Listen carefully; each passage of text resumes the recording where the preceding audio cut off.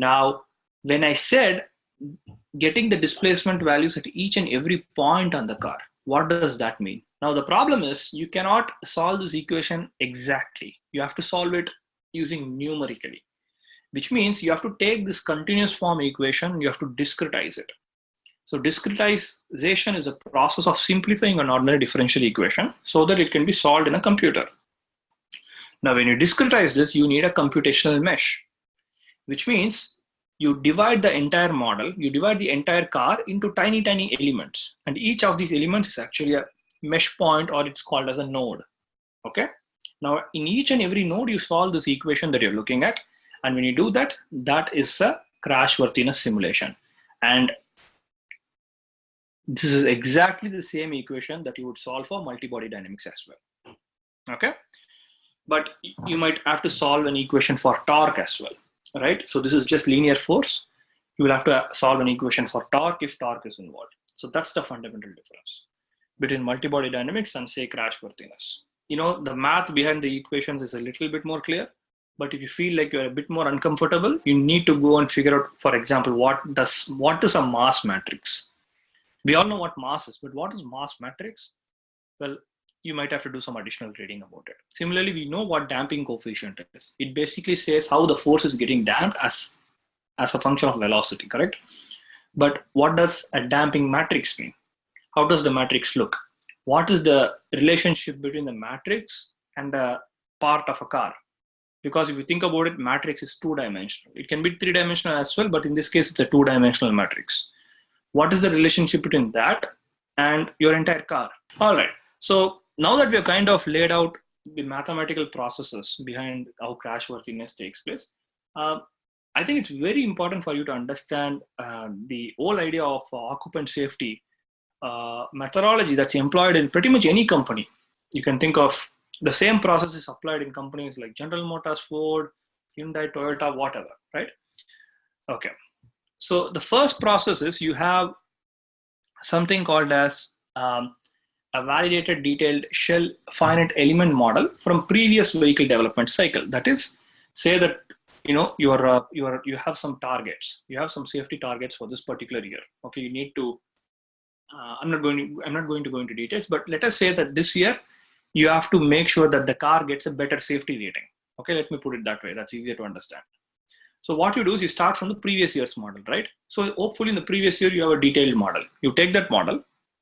Okay, and then you first run it and you get results out of it. Okay, and then you actually take an occupant model. Okay, so MADYMO. Does anyone know what that stands for? You can see that I have something called as a validated MADYMO. Some people call this as MADIMO or MADIMO, whatever. But what does that stand for? Okay, so this is nothing. MA stands for mathematical, DY stands for dynamic, and MO stands for model. So it's nothing but a mathematical dynamic model, right? That's because you're solving that mathematical equation, which is dynamic, meaning it's a function of time, and it's a model, right? So that's it. So MADIMO is nothing fancy. So you take a revised occupant model, just like you have a model for the car, you have a model for the human being that's actually sitting in it, right? It's called as the test dummy typically. You would have seen that in crash testing videos. So you take those things, and then what you do is, now that you have a starting point, you make your design changes. And then once you make your design changes, you redo the FEA analysis, okay? And when you redo the analysis, you basically get some results. If the results are improved, right? For example, okay, if those results meet up with this year's target, then what you do is, okay, hey, this seems good. Why don't we actually build it? Okay, and that actually goes to the next stage.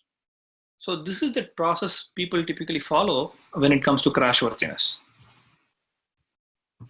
Now, at this point, why do we need to do a virtual crash test analysis? Like, why do we have to use computer simulations? Now, if you have attended our CFD workshop, right, I always say that, hey, try to get that 50,000 feet view, okay? I have a question. So a 3x3 matrix is for three-dimensional. So that itself is completely wrong. Like your first statement itself is wrong. So when you say 3x3 matrix for three-dimensional, that's completely wrong. So your your number of rows and number of columns in your matrix, that depends upon your number of nodes. So typically in a crashworthiness model, you are having about 1 million cells. So if you actually form a matrix for it, people don't form a matrix, they don't store it. But if you actually form a matrix, it will contain 1 million rows and 1 million columns. Now, if it's a 3-dimensional simulation, then you will have 1 followed by the total number of nodes. That's the number of columns you will have, and that's the number of rows you will have. Okay, so anyway, I know that I took a tangent here, but my original question was, why do we need crashworthiness? Why do we need virtual crash testing? And I was about to say that, in my CFD workshop, I basically asked students to develop something called as the 50,000 feet view, wherein you basically try to understand why you are actually doing something instead of directly doing it. And in this case, as Gautam has pointed out, experimental models cost more. How much more? Well, let's take a look at it. So if you take a car, right? For example, let us say there's a new vehicle. I know that there's a lot of text in the screen, you can just ignore it. You take a particular vehicle, and then if you take that vehicle, each and every crash testing, depending on the car, is going to cost between $250,000 to $500,000. So about $500,000, correct? Now you need to conduct 200 to 250 tests per model during its development. Just think about that. With virtual crash testing, meaning with simulation softwares in place, you can actually save 30%. Okay, you can actually save 30% on your experiments by performing crash analysis. Now, you need to remember that crash analysis is not 100% accurate, because at the end of the day, it's a numerical simulation. It will always be less accurate. Okay, but it will give you the right trend, which is what people care about. Okay, so if you take just for 10 prototypes, you need 250 prototypes, correct? 250 crash tests you need to do. But for roughly 10, it's going to cost 2.5 million. For 250, it's going to cost 50 million per car line. So you will be saving $50 million per car. And that is why crashworthiness is being done so much. Okay, so a typical car company might have 20 or 30 models, right? So for each car, if there is $50 million, just think about the total savings that you get.